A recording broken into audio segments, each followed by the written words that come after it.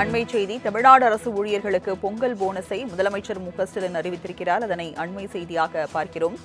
தமிழ்நாடு அரசு ஊழியர்களுக்கு பொங்கல் போனஸானது அறிவிக்கப்பட்டிருக்கிறது. சி மற்றும் டி பிரிவை சார்ந்த பணியாளர்கள் மற்றும் ஆசிரியர்களுக்கு ரூபாய் 3000 போனஸாக வழங்கப்படும் என்று முதலமைச்சர் மு.க.ஸ்டாலின் அறிவித்திருக்கிறார். தொகுப்பூதியம், சிறப்பு காலமுறை ஊதியம் பெறும் பணியாளர்களுக்கு 1000 ரூபாய் சிறப்பு மிகை ஊதியம் வழங்கப்படும் என்றும் அறிவிக்கப்பட்டிருக்கிறது.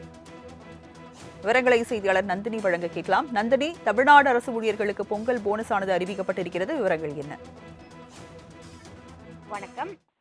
2024-25 ஆண்டிற்கான சி மற்றும் டி பிரிவு பணியாளர்களுக்கு மிகை ஊதியம், சி மற்றும் டி பிரிவை சார்ந்த ஓய்வூதியதாரர்கள், குடும்ப ஓய்வூதியதாரர்கள் மற்றும் முன்னாள் கிராம அலுவலர்களுக்கு பொங்கல் பரிசு வழங்கிட 183 கோடியே 86 லட்சம் ரூபாய் ஒதுக்கீடு செய்து தமிழ்நாடு அரசு உத்தரவு பிறப்பித்திருக்கிறது.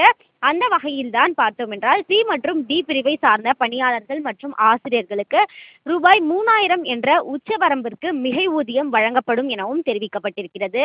தொகுப்பூதியம், சிறப்பு கால முறை ஊதியம் பெறும் பணியாளர்கள் மற்றும் 2024-25 நிதியாண்டில் குறைந்தபட்சம் 240 நாட்கள் அல்லது அதற்கு மேலாக பணிபுரிந்து சில்லறை செலவினத்தின் கீழ் மாத அடிப்படையில் நிர்ணயிக்கப்பட்ட ஊதியம் பெறும் முழு நேர மற்றும் பகுதி நேர பணியாளர்கள் ஆகியோருக்கு 1000 ரூபாய் சிறப்பு மிகை ஊதியம் வழங்கப்படும் எனவும் தெரிவிக்கப்பட்டிருக்கிறது.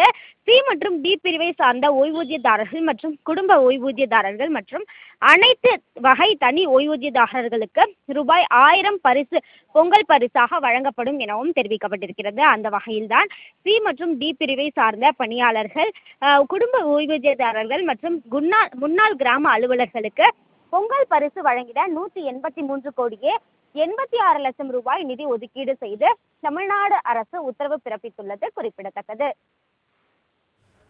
விவரங்களை வழங்கியதற்கு நன்றி நந்தினி.